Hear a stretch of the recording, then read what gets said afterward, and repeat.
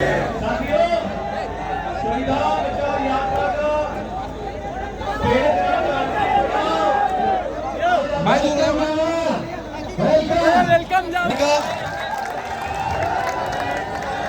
Bhim army chief Chandrashekhar Azad ji आज जावरा की भूमि पर पधारे, उनका बहुत बहुत दिल की साथियों धन्यवाद। उधर साथी इधर है, सभी मंच के सामने आ जाए, इधर वाले साथी भी सभी सामने आ जाए, इधर सामने आ जाए और अपनी अपनी चेयर लगाकर बैठ जाए। साथियों, ये संविधान बचाने का आगाज है और प्रथम चरण का अंतिम पड़ाव आज आपके बीच में है और यहाँ पर आज भीम आर्मी चीफ चंद्रशेखर आजाद जी को इतिहास। अब मैं चाहूंगा हमारे प्रदेश के प्रभारी माननीय एडवोकेट रविंद्र भाटी गुज्जर जी, एडवोकेट चंद्रशेखर आजाद जी आए और अपने विचार रखें।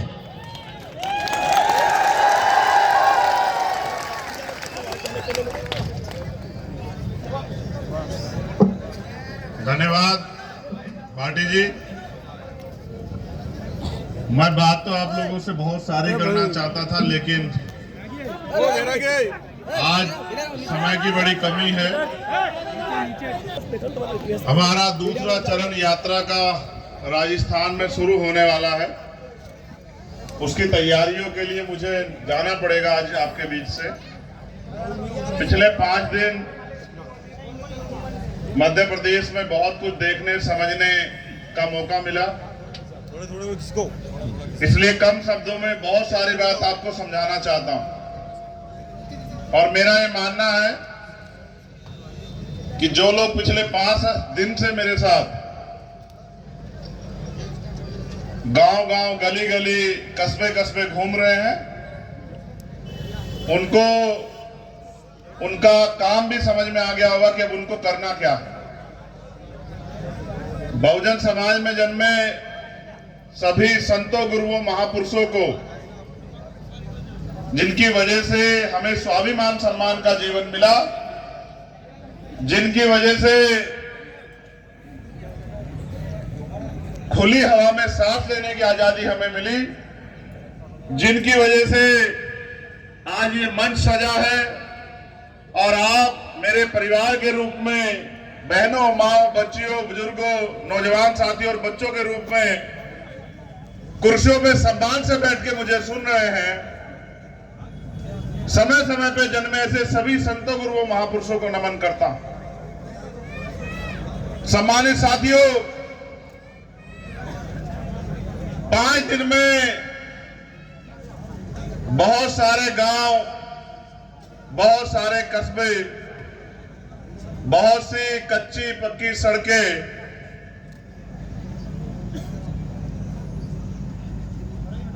बहुत सारे ऐसे प्यारे लोग जो मिलते ही भावुक हो जाते, बहुत सारे ऐसे लोग जिन्होंने अपनी समस्याएं बताई, बहुत सारा ऐसा क्षेत्र जहां आज भी गैर बराबरी बड़े पैमाने पे है, कमजोरों के, शोषितों के साथ जुल्म हो रहे हैं। हर किसी की एक उम्मीद कि आने वाले कल में उनकी जिंदगी में कुछ बदलाव होगा। सम्मानित साथियों, मैं मानता हूं कि परिवर्तन प्रकृति का नियम है, लेकिन कोई भी परिवर्तन बिना शक्ति के नहीं होता और शक्ति संगठन में होती है। जब हम आजाद नहीं हुए थे, जब भारत में राजतंत्र था, तो राज व्यवस्था तलवार, भाले, बंदूक, तोप, युद्ध, समझौतों, संधियों,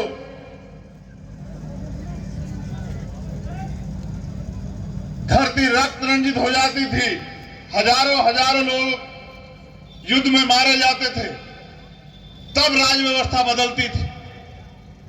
फिर देश आजाद हुआ। भारत में भारत के हर एक नागरिक को स्वाभिमान सम्मान और अवसर की समता देने वाला संविधान आया और लोकतंत्र आया। लोकतंत्र, जनता के द्वारा जनता का शासन, लोकतंत्र, बहुमत का शासन, लोकतंत्र, जिनका वोट उनका राज, लोकतंत्र, जनता मालिक और बाकी सब कुछ भी नहीं। लेकिन लोकतंत्र भारत में अमीरों की चौखटों पे दम तोड़ देता है। आज पैसे वाले लोग चुनाव लड़ेंगे, गांव से लेके और देश की सबसे बड़ी पंचायत संसद तक के चुनाव में आप देखो, अगर आज चुनाव लड़ना हो तो पैसों की जरूरत है, धन बल के साथ साथ बाहुबल की जरूरत है, मीडिया की जरूरत है। यानी कि जिस लोकतंत्र की कल्पना बाबा साहब अंबेडकर उनके साथियों ने की थी, जिस आजाद भारत की कल्पना देश के उन शहीदों ने की थी जिन्होंने आजादी के लिए बलिदान दिया था, वो सपना सपना बन के रह गया।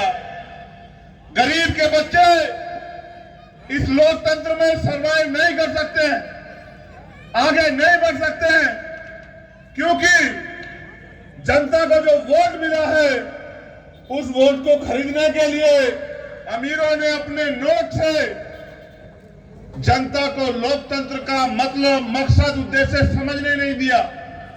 जनता को लगता है कि सरकार मालिक होती है, सरकार अगर उन्हें कुछ देती है तो सरकार बहुत अच्छी है, सरकार अगर उनकी सुनती है, सरकार उनके आंसू पोंछती है तो सरकार उन पर दया करती है। जबकि सच ये नहीं है साथियों, सच ये है कि जनता के टैक्स से प्रदेश में जो प्राकृतिक रिसोर्स है, देश में जो प्राकृतिक रिसोर्स है, उन सब से मिलके जो कोष धन इकट्ठा होता है कोष में, वो प्रदेश सरकारों का बजट होता है। यानी कि आसान भाषा में समझिए कि जनता के टैक्स का जो पैसा होता है, उस पैसे को जनता पे खर्च करने के लिए हम लोग एक सरकार चुनते हैं। लेकिन आज के लोकतंत्र में सरकार खुद को मालिक समझ बैठती है। अगर कोई अपने हक की आवाज उठाए तो लाठियों से उसका स्वागत करती है, कोई अगर आंदोलन करे तो झूठे मुकदमे लगा के, जेल भेज के, कठोर कार्रवाई करके उनकी आवाज को दबाने का काम किया जाता है। आपने मध्य प्रदेश में देखा, पटवारी की भर्ती हुई, मंत्री जी के बच्चे लग गए, मंत्री जी के दफ्तर में काम करने वाले लोग लग गए, विधायकों के रिश्तेदार लग गए और मेहनत करने वाले हक वंचित समाज के बच्चे सड़कों पे खड़े रह गए। आपने पंचायत के चुनाव में देखा 27% आरक्षण, फिर इनके लोग कोर्ट चले गए, 27 के नाम पे 8-7% बचा। जो पिछड़े वर्ग के लोग संवैधानिक कुर्सियों पर बैठ के अपने लोगों का भला करते, वो तमाशा देखते रह गए। जबकि 52% ओबीसी, मैं आपकी जानकारी के लिए बता दूं कि मध्य प्रदेश वो प्रदेश है जहां 90% आबादी हक वंचित समाज की है, किसानों की है, मजदूरों की है, महिलाओं की है, नौजवानों की है, दलितों की है, पिछड़ों की है, आदिवासियों की है। लेकिन क्या वो अपने हक के साथ जी पा रहे हैं? क्या आदिवासी जल जंगल जमीन पे अपने हकों के साथ जी पा रहा है? क्या ओबीसी अपने हकों के साथ मध्य प्रदेश में स्वाभिमान सम्मान का जीवन जी पा रहा है? मुझे बताते हुए कष्ट होगा। मैं लोगों से मिला, खेतों में काम करने वाली महिलाओं से मिला, बहनों से। जब मैंने उनसे पूछा कि क्या मिलता है आपको वेतन के रूप में, तो उन्होंने कहा कि 150, 200, 250 रुपए मिलते हैं। आप ये बेहतर जानते हैं, आपके यहां 2 मेहमान आ जाए तो चाय पानी का खर्चा 200 रुपए से ज्यादा बैठता है। वो पूरे दिन खेत में पसीना बहाती, किस लिए? कि अपने बच्चों को भरपेट खाना दे सके। मैं आम लोगों से मिला, क्या मजदूरी मिलती है? पहले तो पता लगा कि दूसरे स्टेटों में लोग काम करने जाते हैं। फिर मैंने पूछा कि क्या मिलता है, कि 300-400 रुपए। पढ़े लिखे नौजवान बेरोजगार घूम रहे हैं। हर किसी के आंखों में उम्मीद है, भावुकता है, दर्द है। देश को आजाद हुए 70 साल से ज्यादा हो गए। जाति के आधार पर गैर बराबरी, धर्म के आधार पर गैर बराबरी, आर्थिक आधार पर गैर बराबरी, साधन के आधार पर गैर बराबरी। जिस दिन देश आजाद हुआ, जिसकी जेब में जो था, जिसके खाते में जो था, जिसके रखरखाव में जो था, वही उसके पास था। आजाद तो हुए, लेकिन असली आजादी तब होगी जब समाज आर्थिक रूप से बराबर होगा, जब समाज जाति विहीन समाज बनके समाज के रूप में बराबर होगा, और जब धर्म जाति के आधार पर होने वाली हत्याएं बंद होंगी, अन्याय बंद होगा, जुल्म बंद होगा, महिलाएं सुरक्षित होंगी, बहन बेटियां खुली हवा में सांस लेंगी, तब जाके बराबरी की बात होगी। और ये तब तक नहीं संभव है जब तक कमजोरों के हाथ में सत्ता की चाबी नहीं आती। ये तब तक संभव नहीं है जब तक कमजोर उन कुर्सियों पर नहीं बैठते जहां से कानून बनते हैं, और जिनके हाथ, जिनकी कलम में इतनी ताकत होती है कि अन्याय होने पर अगर कोई अधिकारी न्याय ना करे, या जो पॉलिसी बन रखी है उसका लाभ आम जनता को ना मिले, तो उन पे कार्रवाई हो सके। मैं गांव में रुका, एक छोटा सा बच्चा मीडिया प्रभारी है वहां, उसके बाबा आके रोने लगे, उसकी दादी आके रोने लगी।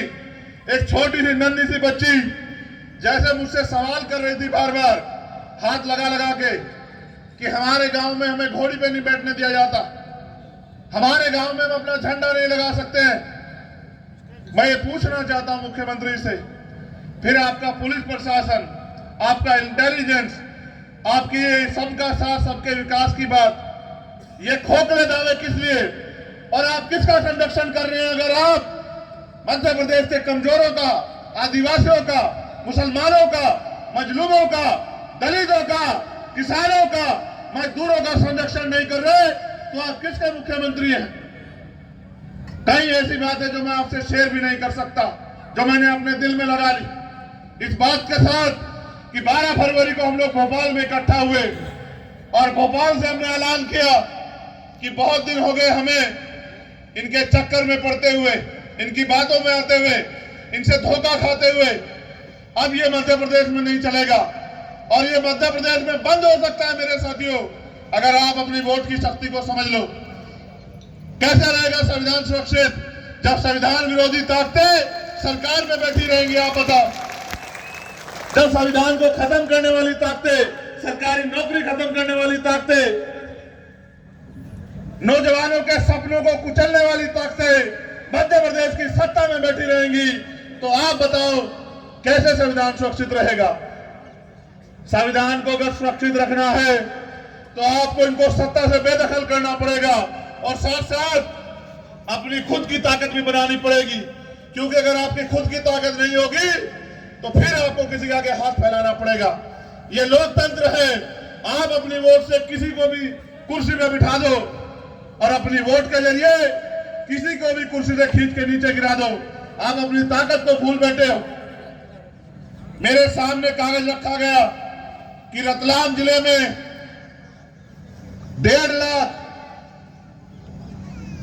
आदिवासियों को विस्थापन करके मारा जा रहा है। मारे जाओगे आप लोग, जब तक ये लोग सत्ता में रहेंगे, जब तक आप अपनी वोट को संगठित होके अपने लोगों को नहीं दोगे, तो आप मारे जाओगे। और मरना सिर्फ ये नहीं होता कि आपकी हत्या हो जाए। जब आप गैर बराबरी पर आधारित इस व्यवस्था को स्वीकार कर लेते हैं, अपने जमीर को कमजोर कर लेते हैं, जब आप गुलामी को अपनी जिंदगी मान लेते हैं, तो आप मरे हुए हो जाते हैं। ऐसी जिंदगी का कोई फायदा नहीं। आपने देखा किस तरह से हमारे पदाधिकारियों को परेशान किया जा रहा है। 2 घंटे तक दिलावर के घर पुलिस नहीं गई, इसका घर घेर लिया। क्यों? इसलिए कि जो यहां सत्ता में है वो केंद्र में भी सत्ता में है। और उनके एक सांसद ने बयान दिया, मैं शब्द भी नहीं कह सकता इतनी बड़ी आबादी को, और इतिहास जाने बगैर अगर कोई बोलता हो तो वे जाने कि देश की आजादी में सबकी हिस्सेदारी है।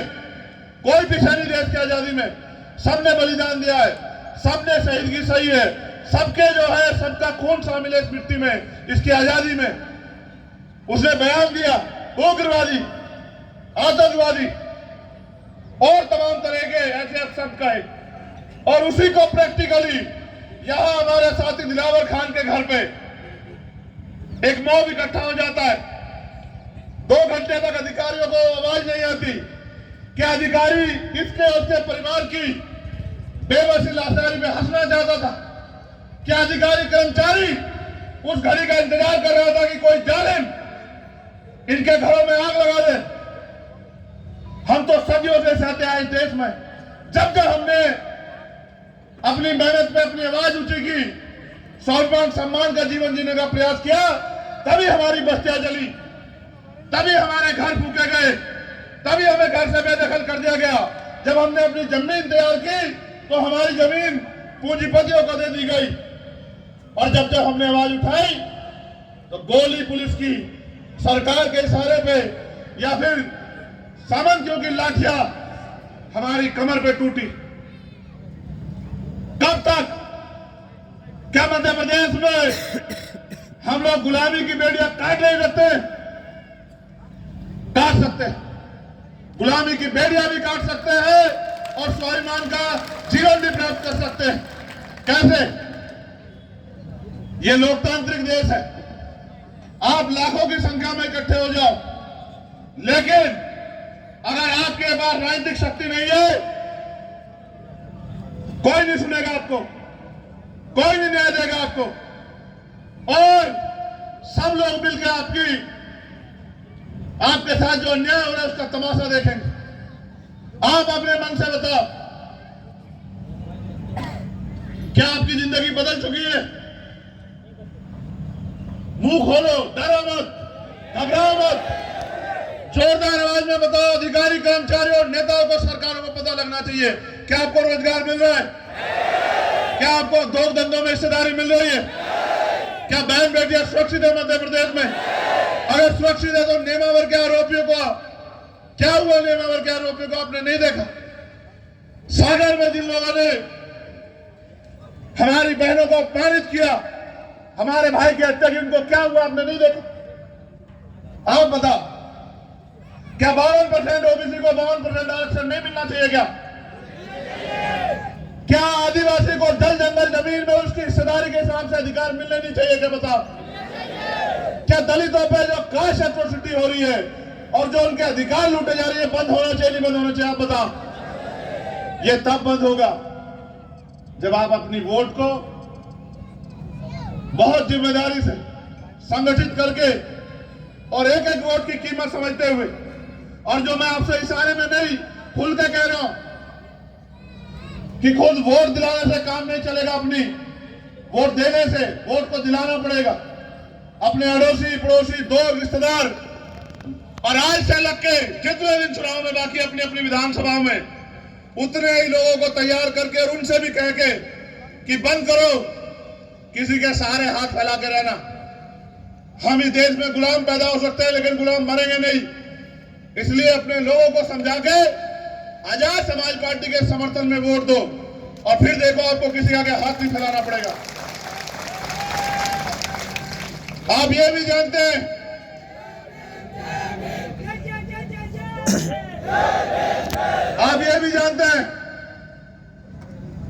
कि राजनीतिक शक्ति के दम पे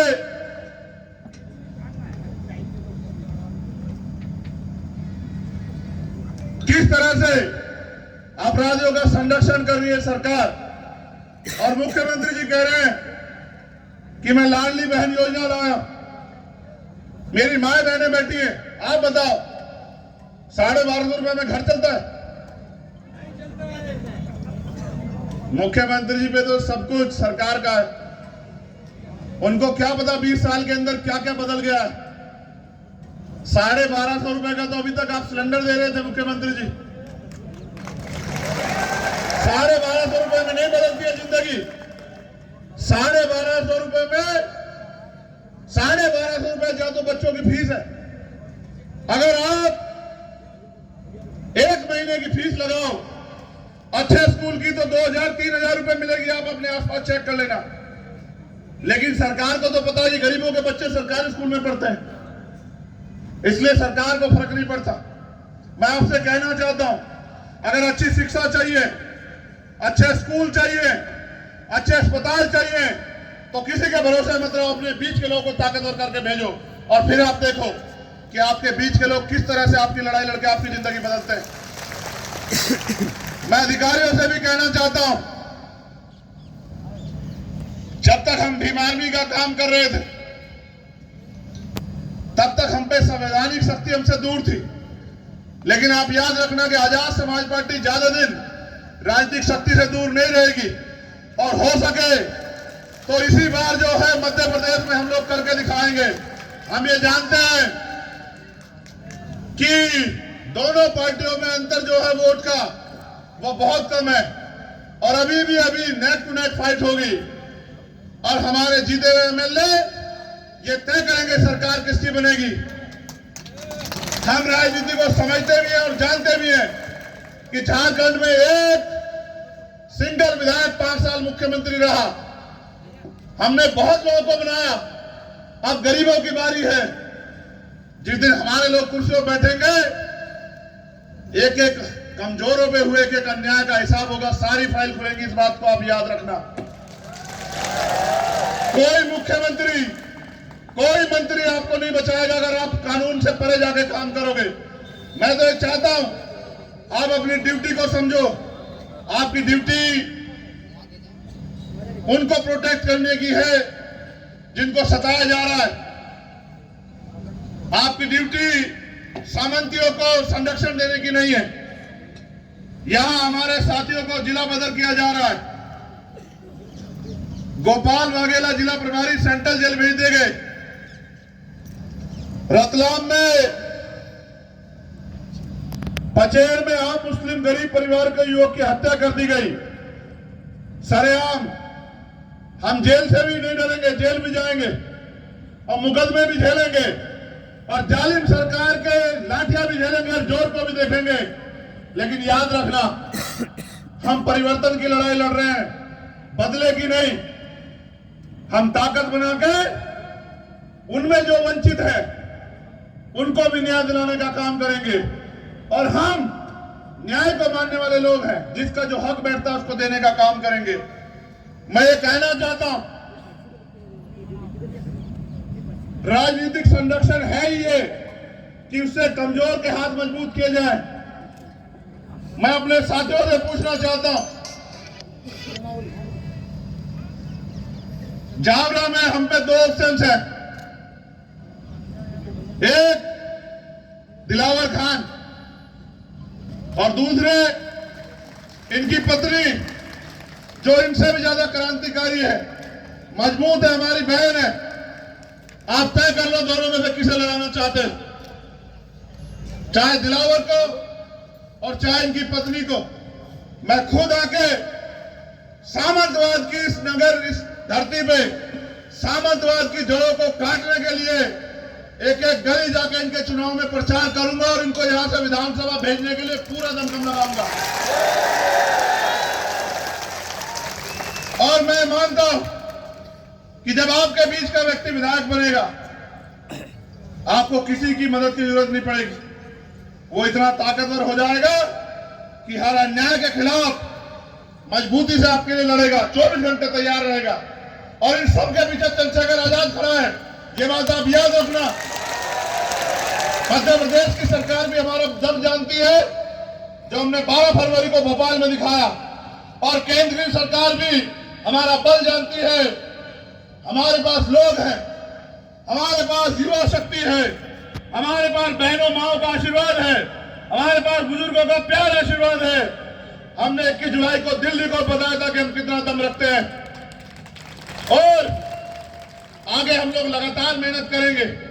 मैं अपने भाइयों से कहना चाहता हूं, जिन्होंने 5 साल ना धूप देखा, ना छांव देखी, ना आंधी देखी, ना बरसात देखी, ना किसी भी तरह की मुसीबत, कोई भी परेशानी आपका रास्ता रोक पाई। 5 साल आपने संघर्ष किया, 2 महीने दम लगा के संघर्ष करो, गांव-गांव जाओ, माँ को, बहनों को, बुजुर्गों को, बच्चों को समझाओ कि अपनी वोट को किसी और को मत सौंपो।